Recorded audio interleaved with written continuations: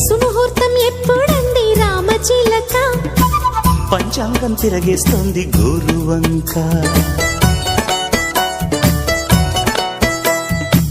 అటు చూడు ఏం చేస్తుందా తేనెటీగా శుభలేఖలు చేరుస్తుంది పూలదాకా తోటకు కూడా వేడుక మన ఈడు జోడు చూడగా అన్ని ఎంతో మంచి శకునాలేగా నేను ఏకంకాగా